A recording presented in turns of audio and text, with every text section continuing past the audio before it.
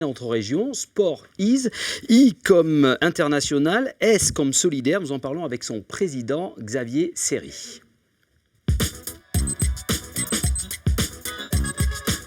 Bonjour Xavier. Bonjour. Alors vous travaillez au sein de la FSGT, la structure de sport loisirs. Vous êtes en charge notamment de la jeunesse et de l'enfance. Et voici à peine un an, vous créez cette association du sport en solidarité internationale. Comment est née l'idée? Pourquoi? Dans cette fédération, justement, il y a des porteurs de projets avec de la coopération internationale. Et ces porteurs se sont reconnus entre eux, ont discuté, on se sont dit, tiens, il y a peut-être quelque chose à faire ensemble pour aller plus loin. Et ils se sont regroupés. C'était 6 personnes au départ. Et l'association est née à partir de ces 6 personnes. Et depuis, elle s'est élargie à une dizaine d'autres. On est entre 15 et 20 actifs actuellement. Alors concrètement, vous apportez quoi dans ces pays? On apporte déjà notre volonté de travailler avec eux. Vous avez dit coopération, ça me fait plaisir parce que c'est vraiment ce qu'on voudrait mettre en avant. Il y a des partenaires locaux qui ont des envies, des besoins, qui font des choses déjà. Mais ça veut dire qu'il y a des manques alors? Vous apportez une expérience, vous apportez quoi? Oui, concrètement, principalement, ce sont des conseillers en formation qui s'en vont. Principalement, il s'agit d'aller faire une formation d'animateurs sportifs, d'éducateurs, d'enseignants, d'aller sensibiliser. Mais je le répète, on le fait avec eux. C'est-à-dire que ce sont souvent des co-formations.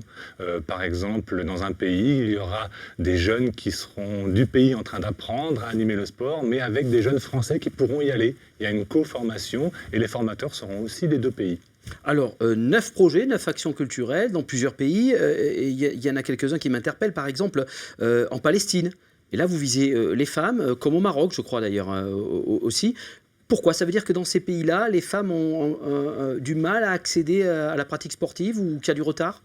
Les femmes, elles ont du mal un peu partout. Il y a du retard un peu partout et il y a des différences territoriales ensuite.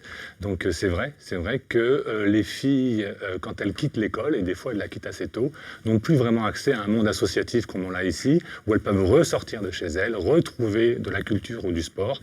Et pour elles, ça devient très difficile à 14-15 ans de continuer l'activité. Et la photo que l'on voit actuellement, par exemple, c'est la photo d'un forum dans un petit village de pêcheurs marocains où les femmes, et des hommes on en voit, se sont réunis pour réfléchir ensemble aux pratiques féminines dans leur territoire. Est-ce que vous avez des difficultés avec les autorités dans ces pays où parfois les rapports hommes-femmes, de par la religion, peuvent être différents des nôtres? Non, des difficultés, non. En tout cas, de prime abord, je ne dis pas que derrière, il n'y a pas de discussion et qu'il n'y a pas de la complexité. Mais disons qu'avec nous, non, il n'y a pas de problème. Je dirais que les limites aux pratiques féminines sont plus souvent reliées à la tradition, qui va bien plus loin que la religion. Les gens rapportent ça à la tradition. Les filles et les femmes ont du mal à ressortir de chez elles. C'est-à-dire on est cantonné à une autre place. C'était la maison, c'est ça? Oui. Dans la maison, on n'a pas vraiment le temps de faire du sport, ou en tout cas on est isolé. Et pour se retrouver à plusieurs, c'est compliqué. Vos projets pour 2016 et vos besoins, c'est-à-dire que si on écoute l'émission, qu'est-ce qu'on peut vous apporter? Alors, les projets, d'abord, il y a les 2 projets qu'on pilote directement, qui sont la Palestine avec du rugby féminin, un nouveau projet qui est né l'été dernier, et le Maroc. Les autres projets, on contribue. Vous en avez cité une dizaine, nos éducateurs contribuent.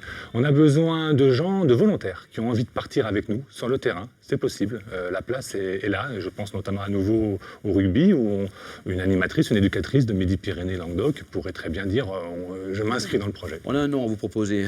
Manon André qui était venu sur notre plateau, on lui en parlera. Et puis on a aussi un petit peu besoin d'aide financière, on en recherche, notamment il y a des dons, on peut recevoir des dons. Merci Xavier, et je rappelle votre site internet sport-is.org justement pour faire acte de candidature par exemple.